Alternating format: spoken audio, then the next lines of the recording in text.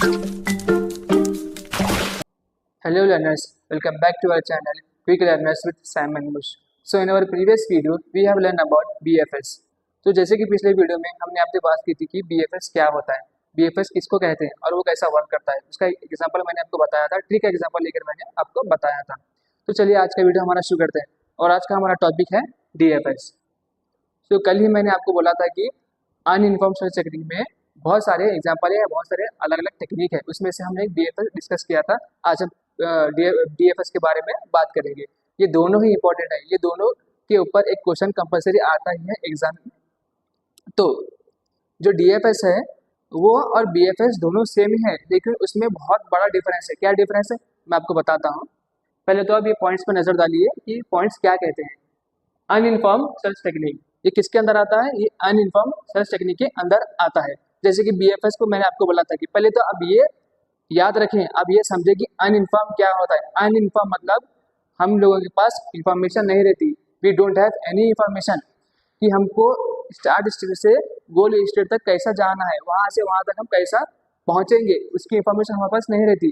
हाँ, इंफॉर्मेशन हमारे पास इंफॉर्मेशन रहती है किस चीज की, just start state and just goal state. कैसा, अब ये देखो आप, ये हमारा स्टार्ट है, ये दोस्त के चाइल्ड है। अब हमारे पास इतनी तो इन्फॉर्मेशन है कि इस दोस्त के दो चाइल्ड है, ये स्टार्ट है, लेकिन हमारे पास आगे की इन्फॉर्मेशन नहीं रहती कि यहाँ पे गोल रहता या यहाँ पे गोल रहता। अगर इफ केस अगर गोल यहाँ पे रहा तो हम यहाँ तक कैसे पहुंचेंगे, कि पहले यहाँ पे ट्रैवल करेंगे या फिर पहले यहाँ पे ट्रैवल करेंगे, हम यहाँ तक कैसे पहुंचेंगे अपने गोल तक, उसकी इन्फॉर्मेशन हमारे पास नहीं रहती। तो उसको बोलते हैं अनइन्फॉर्म सर्च टेक्निक।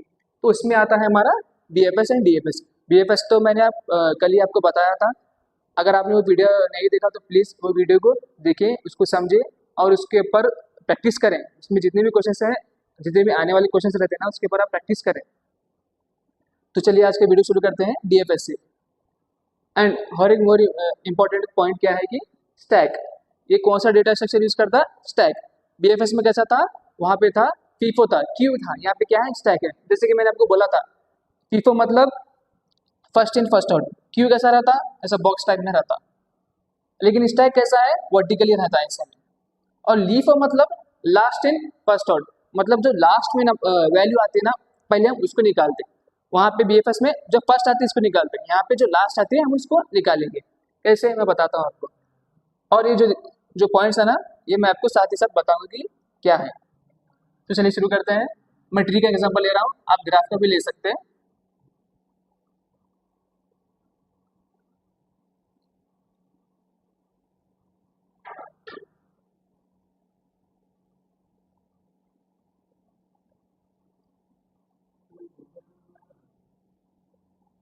जी, तो मैंने ये एग्जांपल ले लिया।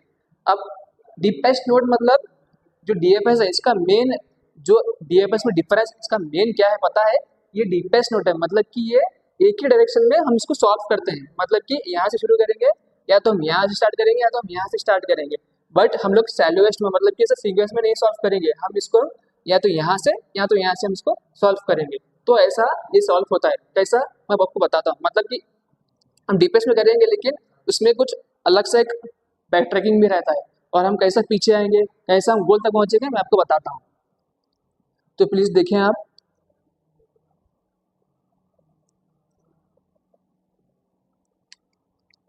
तो ये हमारा वर्टिकली है।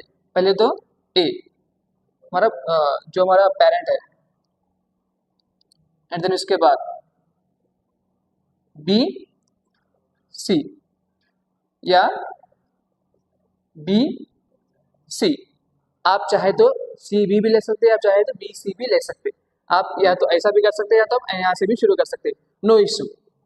लेकिन ये ध्यान में रखें कि आप जहाँ से शुरू कर रहे हैं उसका जो गोल है वहां तक आप पहुंचना, नहीं भी पहुंचे तो वैसा वैसा नहीं है कि आप पहुंचेंगे ही, वो भी आपको मैं बाद में बताता हूँ। तो मैं इसे स्टार्ट करूंगा, अब इसे भी कर सकते हैं, अब इसे ट्राई करके देखिए। तो ए, एंड देन मैं कहाँ से करूंगा, C से मैं चालू करूंगा। C मतलब कि मैं यहाँ से स्टार्ट किया, मैं यहाँ से यहाँ पे आ गया। अब मैं यहाँ से कहाँ कहाँ जा सकता हूँ, मैं F पे भी जा सकता हूँ, मैं G पे भी जा सकता हूँ। तो ये हमारा C निकल गया बाहर, C निकला।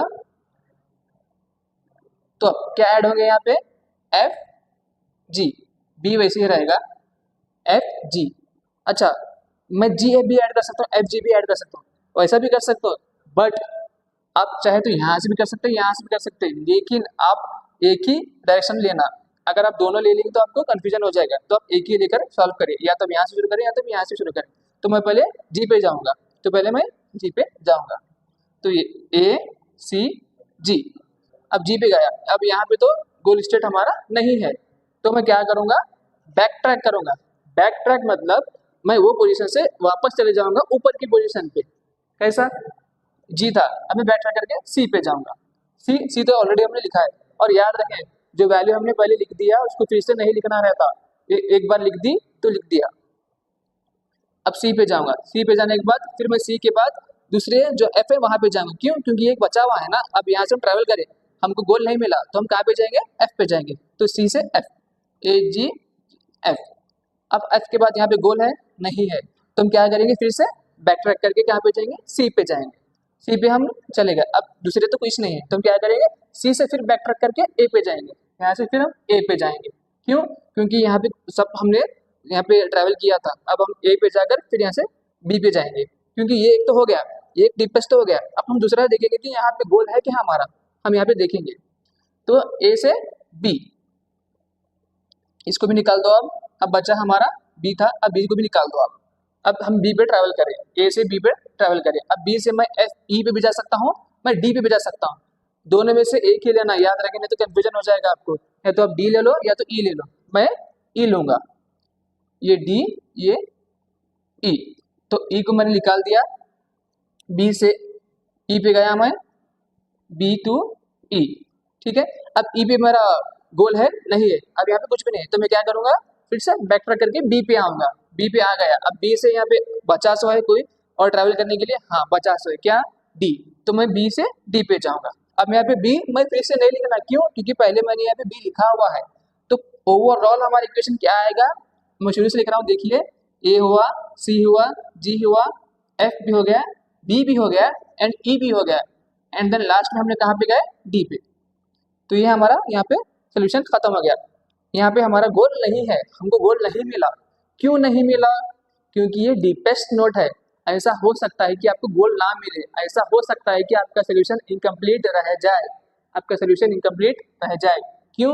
क्योंकि आप उसको डीप में सॉल्व करेंगे, अगर आप डीप में इसको सॉल्व करेंगे तो ऐसा हो सकता है कि आप लूप में फंस जाएं, नीचे जाएंगे जाएंगे जाएंगे, अब आप नीचे गए फिर वापस कैसे आते ऊपर आप, तो मुश्किल हो जाता। तो इसी वजह से, और दूसरी वजह ये है कि आप एक ही डायरेक्शन में चले जाएंगे तो आपका गोल अगर दूसरी डायरेक्शन में रहा तो वहां तक भी पहुंचना मुश्किल हो जाएगा। तो इसलिए क्या होता है कि वो सोल्यूशन आपको कभी कभी गोल नहीं देता, वो कभी कभी इनकम्प्लीट हो जाता और कभी कभी कंप्लीट हो जाएगा। तो इसलिए ये डीएफएस जो है इनकम्प्लीट है। And then why it is non optimal.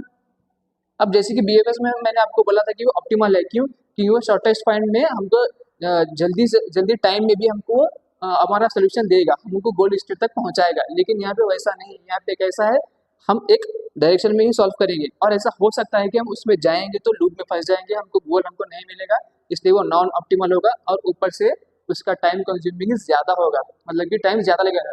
क्यों ज़्यादा लगेगा? क्योंकि पहले मैं यहाँ पे जाऊँगा, फिर बैक ट्रैक करके फिर मैं यहाँ पे जाऊँगा, तो इस चीज़ की वजह से टाइम ज़्यादा लगेगा और इसलिए वो नॉन ऑप्टिमल भी होगा, क्योंकि हमको शॉर्टेस्ट डिस्टेंस भी नहीं मिलेगा, हमको टाइम भी कंज्यूम होगा, ऊपर से हमारा जो सोल्यूशन है उसको कंप्लीट भी होगा, इनकम्प्लीट भी होगा। And then time complexity, basically जो टाइम कॉम्प्लेक्सिटी है वो ऑर्डर ऑफ वी प्लस ये रहती है, but in AI, in uninform searching, in BFS और डीएफएस दोनों की सेम रहती है। कौन सी रहती है? Order of B D, where B is branching factor, branching factor, and D is depth. Branching factor मतलब जो आपका जो ब्रांच है, मतलब कि जो आपका जो फर्स्ट नोड है, इस वो कहाँ कहाँ पे ट्रैवल कर रहा है, वो कहाँ कहाँ पे जा रहा है, उसके कितने नोड कनेक्टेड है, कितने हैं, बी और सी, तो दो, ऐसा है मतलब कि आपके ब्रांच के फैक्टर्स।